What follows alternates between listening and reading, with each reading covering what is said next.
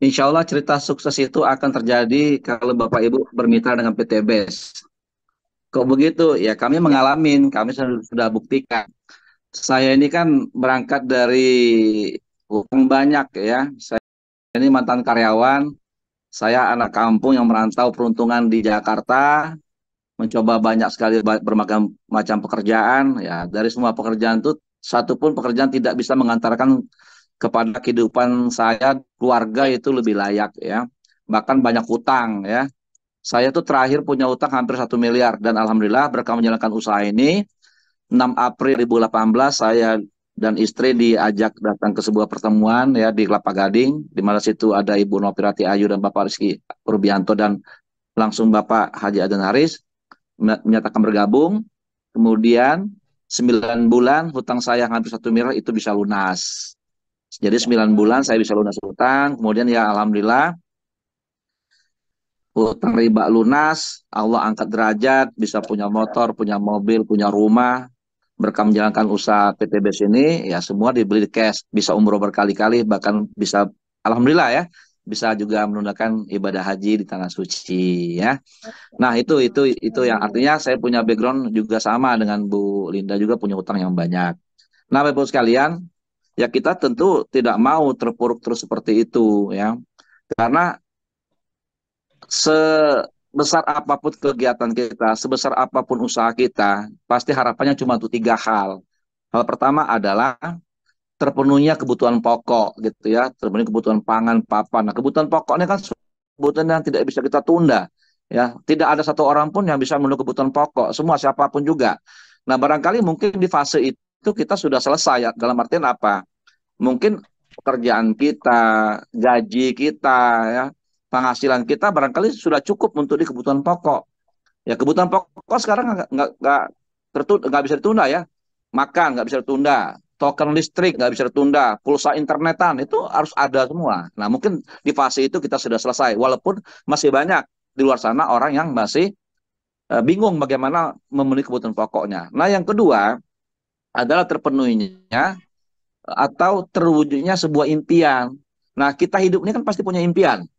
Ada yang ingin punya kendaraan, ada yang ingin punya mobil, punya rumah, ingin jalan-jalan ke luar negeri, ingin ke tanah suci, ingin menikahkan anak, ingin menyekolahkan anak ke jenjang lebih baik lagi. Nah, itu juga semua butuh uang. Nah, pertanyaan kedua ini, apakah kita sudah di fase ini, gitu ya?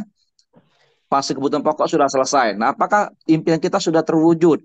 Nah, kalau kita sudah melakukan banyak aktivitas, kegiatan, lalu impian kita belum terwujud, ya berarti kan kita punya masalah dengan impian kita. Nah, yang ketiga selanjutnya apa? Dari semua kegiatan kita itu, apakah kita sudah menyiapkan aset di masa depan atau tabungan di masa depan? Karena ingat satu hal, ini kata mentor saya, Bapak Adanaris Setiawan ya, bahwa semakin menua kita, semakin bertambah umur kita, dan semakin juga berkurang kemampuan kita. Jadi artinya tidak mungkin kita melakukan aktivitas di tengah usia yang sudah pensiun.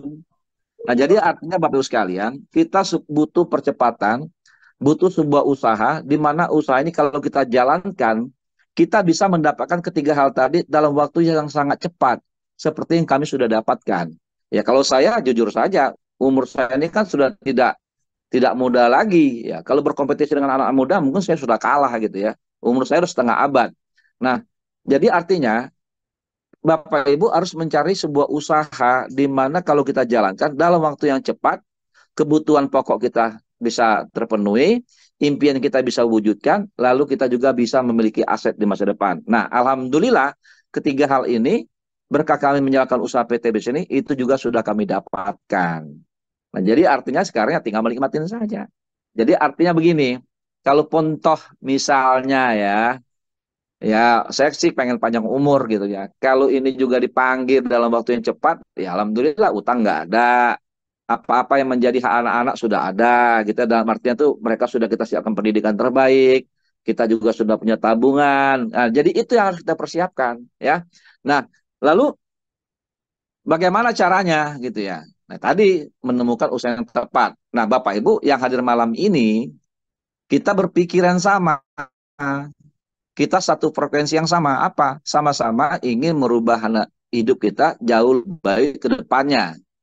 Nah, artinya apa? Satu hal yang harus kita perbesar, niat. Niat untuk merubah hidup kita jauh lebih baik ke depan dari saat ini. Ya, artinya kita perlu niat yang besar bagaimana hidup kita tuh bisa lebih baik. Ya, itu yang pertama. Terus yang kedua, ini kan menyangkut keyakinan kita dengan Allah, ya. Karena kita semua yakin Allah itu memberikan rezeki yang banyak, bahkan rezeki yang besar kepada kita. Tetapi ada pertanyaan, apa kita yakin datang rezeki besar kalau wadah kita itu kecil? Nah, wadah itu ada dua. Wadah secara ke dalam batin kita, wadah secara luar modal kita untuk melakukan usaha ini. Karena usaha ini Bapak Ibu sekalian, kalau kita jalankan, yang paling bersiko adalah Bapak Ibu ditolak orang. Ya, ditolak orang. Nah, artinya apa? Kalau Bapak Ibu wadah hatinya, jiwanya kerdil, Bapak Ibu mungkin nggak bisa sukses di usaha ini. Jadi perlu wadah yang besar. Nah, wadah selanjutnya apa? Di PTBIS ini kan disediakan paket-paket belanja yang tentu saja tadi saya sudah sampaikan bahwa kalau Bapak Ibu ngambil paket 2.500.000 itu sudah kelihatan hasil akhirnya 1,67 miliar. Seperti ini disampaikan Ibu Roslinda bahwa di PTBIS ini hasilnya sudah kelihatan. Nah, pertanyaannya, apakah Bapak Ibu ingin hasil yang kecil atau hasil yang besar? Kalau Bapak Ibu mau hasil yang besar, dengan impian yang besar, dengan cara kerja yang besar, ya, Bapak Ibu harus ambil juga paket belanja yang paling besar. Yang tadi saya sebutkan paket priority. Mengapa? Hasil akhirnya kan sudah kelihatan.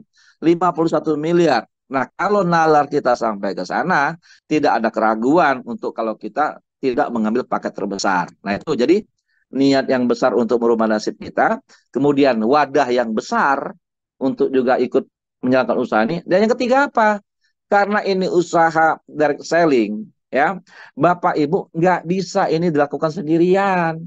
Nah, lalu apa?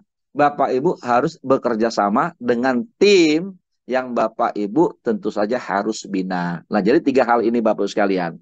Niat yang besar untuk merubah nasib kita lebih baik. Yang kedua, ambillah paket terbesar. Karena kalau kita ngambil paket terbesar, otomatis semangat giro kita untuk merubah nasib kita, semangat kita untuk berjuang sukses di PTBIS ini, itu lebih besar semangat daripada kalau Bapak Ibu hanya belanja paket yang 2.500.000 itu ya. Nah, yang ketiga tadi kerja sama tim. Nah, insya Allah seperti itu. Nah, ini yang kami jalankan ya. Jadi kalau Bapak Ibu patokannya kepada orang yang apa namanya sudah berhasil hijrah di PTBIS ini, saya yakin teman-teman yang sudah memang berhasil hijrah di PTBIS ini juga seperti itu karena tidak ada satupun orang yang sudah sukses di PTBIS ini. Saya meyakini tidak ada yang ngambil paket satu, pasti rata-rata semua paket di atas 15. Karena apa? Keyakinan untuk sukses itu. Bahwa kita berusaha ini untuk dapat tiga hal tadi, kebutuhan pokok, terwujudnya impian, kemudian untuk memiliki aset di masa depan. Dan ini tepat kalau Bapak Ibu memilih bermitra menjadi reseller PTBIS.